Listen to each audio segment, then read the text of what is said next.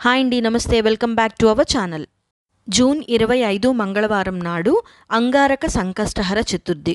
అంగారక సంకష్టహర చతుర్థి నాడు ఉపవాసం పాటించడం వలన మంగళ దోషం తొలగిపోతుంది. అసలు సంకష్టహర చతుర్థికి అంగారక సంకష్టహర చతుర్థి అనే పేరు ఎందుకు వచ్చింది? దీని విశిష్టత ఏమిటి? దీనికి పురాణగాథ ఏమిటి? ఈరోజు తప్పక పఠించాల్సిన మంత్రం ఏమిటి? ఇలా అన్ని విషయాలు ఈరోజు వీడియోలో తెలుసుకుందాం. వీడియోలోకి వెళ్లే ముందు మీకు గనక మా ఛానల్ నచ్చినట్టయితే లైక్ చేయండి, షేర్ చేయండి, సబ్స్క్రైబ్ చేయండి, ఇంకా బెల్ సింబల్ మీద క్లిక్ చేయండి. సాధారణంగా ఒక మాసంలో 2 సార్లు చతుర్దశి తిథులు వస్తూ ఉంటాయి. ఒకటి శుక్లపక్ష చతుర్దశి, ఇంకొకటి కృష్ణపక్ష చతుర్దశి. శుక్లపక్ష చతుర్దశి అంటే పౌర్ణమి ముందు వచ్చే చతుర్దశిని మనం వరద చతుర్దశి అని, పౌర్ణమి తర్వాత వచ్చేది కృష్ణపక్ష చతుర్దశి, దానిని మనం సంకష్టహర చతుర్దశి అని అంటాం. అయితే మంగళవారం నాడు సంకష్టహర చతుర్దశి వచ్చినట్టయితే దానిని మనం అంగారక సంకష్టహర చతుర్దశి అని అంటాం. మనం తలపెట్టిన పనులలో అడ్డంకులు ఏర్పడుతున్నప్పుడు ఆ పని విజయవంతంగా పూర్తి చేయడానికి మనం సంకష్టహర వ్రతాన్ని చేస్తూ ఉంటాం. చాలామంది సంవత్సరమంతా సంకష్టహర చతుర్థి నాడు ఉపవాసం ఉండి గణేష్కి పూజిస్తూ ఉంటారు. అయితే అంగారక సంకష్టహర చతుర్థి చాలా విశేషమైనటువంటిది.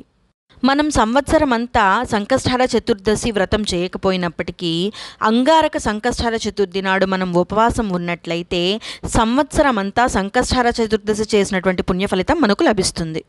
అలాగే సంకష్టహర వ్రతాన్ని స్టార్ట్ చేయాలి అనుకునే వాళ్ళు అంగారక సంకష్టహర చతుర్థి నాడు స్టార్ట్ చేసినట్లయితే చాలా మంచిది. ఈ అంగారక సంకష్టహర చతుర్థి నాడు ఎవరైతే ఉపవాసం ఉంటారో వారికి మంగళ దోషం తొలగిపోతుంది. అంటే కుజ దోషం తొలగిపోతుందన్నమాట. వివాహం ఆలస్యం అవుతున్నవారు, వివాహ బంధంలో సమస్యలున్నవారు, అనారోగ్యంతో బాధపడుతున్నవారు, చేపట్టిన పనులలో అడ్డంకులు ఎదురవుతున్నవారు మంగళవారం నాడు వచ్చే సంకష్టహర చతుర్దశి నాడు గణేశుణ్ణి పూజించడం వల్ల ఉత్తమ ఫలితాలను పొందుతారు. అసలు అంగారక సంకష్టహర చతుర్దశికి ఇంతటి ప్రాముఖ్యత ఎందుకు వచ్చిందో ఈ పురాణ కథ ద్వారా తెలుసుకుందాం. భరద్వాజ ఋషి కుమారుడు అంగారకుడు. మాతృభూమి అయినటువంటి భూదేవి అంగారకుణ్ణి 7 ఏళ్ల వరకు పెంచుకుంది. ఆ తర్వాత భరద్వాజ మహర్షికి అంగారకుణ్ణి అప్పచెప్పింది.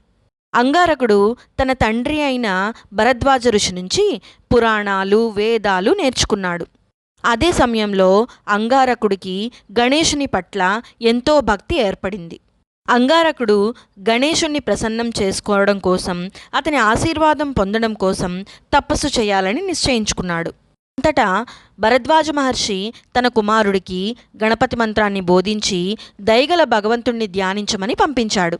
అంగారకుడు చాలా సంవత్సరాలు గణేశుణ్ణి భక్తి శ్రద్ధలతో ప్రార్థించాడు.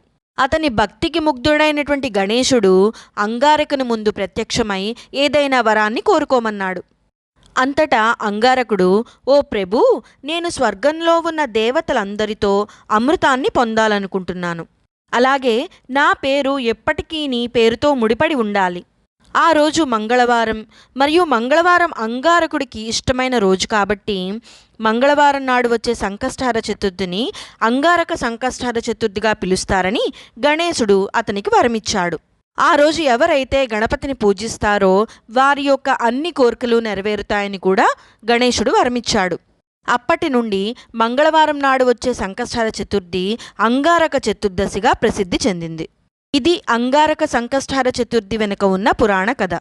ఈరోజు ఉపవాసం చేసి గణేశుని యొక్క నామాన్ని నిరంతరం స్మరించుకున్నట్లయితే మనం కోరిన కోరికలన్నీ నెరవేరుతాయి.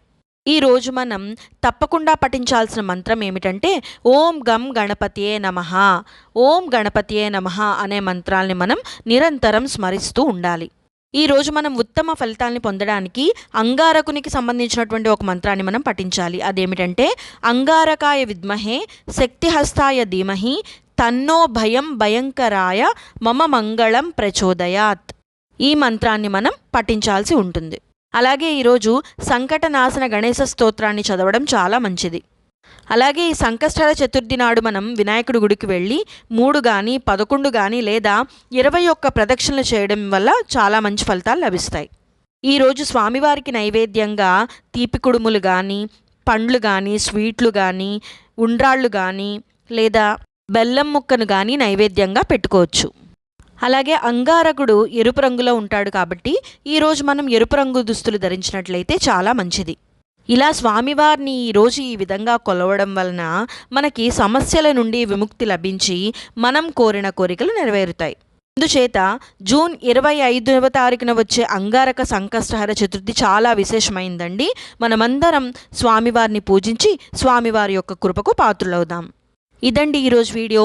ఈ వీడియో మీ అందరికీ నచ్చిందని ఆశిస్తున్నాను. నెక్స్ట్ టైం ఇంకొక మంచి వీడియోతో మళ్ళీ కలుద్దాం. అంతవరకు సెలవు. సర్వేజన సుఖినో భవంతు. మీకు కనుక మా ఛానల్ నచ్చినట్టయితే లైక్ చేయండి, షేర్ చేయండి, సబ్స్క్రైబ్ చేయండి, ఇంకా బెల్ సింబల్ మీద క్లిక్ చేయండి. ధన్యవాదములు.